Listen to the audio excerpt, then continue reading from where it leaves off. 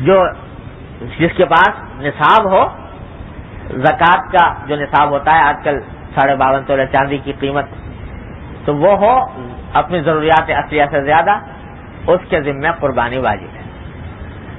اور جو بھی صاحب نصاب صاحب استطاعت ہے اس پر الگ قربانی واجب. یہ نہیں کہ شوہر نے کر لی تو بیوی کی طرف سے ادا ہو گئی، یا بیوی نے کر لی شوہر کی طرف سے ادا ہو گئی، یا باپ نے کر لی تو بیٹے کی طرف سے ہو گئی،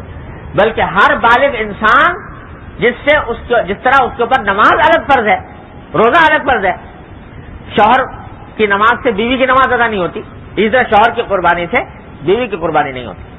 بلکہ ہر ایک کو اپنی استطاعت دیکھنی چاہیے، اس کے حساب سے قربانی ادا کرنی چاہیے. اور اس کے بارے میں مسائل معلوم کر لینے چاہیے کہ بھئی کس کے اوپر واجب ہے، کس کے اوپر اگر کچھ شبہ ہے تو کسی علماء سے پوچھ لیں کہ واجب ہے کہ نہیں. حدیث میں فرمایا نبی کریم صلی اللہ علیہ وسلم نے کہ جس کے پاس گنجائش ہو اور اس کے باوجود وہ قربانی نہ کرے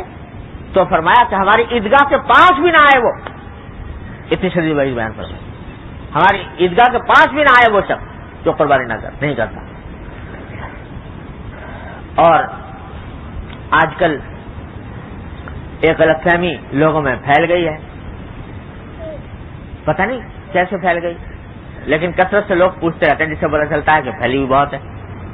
بعض لوگ یہ کہتے ہیں کہ صاحب ہم نے آپ کی طرف سے تو نہیں کی قربانی، لیکن حضور اقدس صلی اللہ علیہ وسلم کی طرف سے کر لی، یا آپ نے کسی مرحوم ماں باپ کی طرف سے کر لی.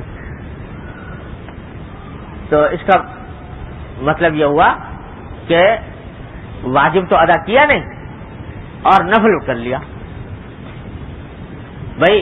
ایک آدمی کے ذمے ایک قربانی ہے واجب، اس کے بعد اگر کوئی کرنا چاہے نفلی ہے، وہ نفلی اپنی طرف سے کرے، کسی اور کی طرف سے کرے، حضور اقدس صلی اللہ علیہ وسلم کی طرف سے کرے، بڑے ثواب کی بات ہے. لیکن اپنی واجب تو کرے نہیں اور کسی اور کی طرف سے کر لے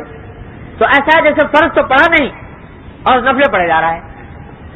تو جس طرح وہ غلط ہے اسی طریقے سے یہ بات بھی غلط ہے، اور ہر ایک کو اپنے واجب کی ادائیگی کی پہلے فکر کرنی چاہیے.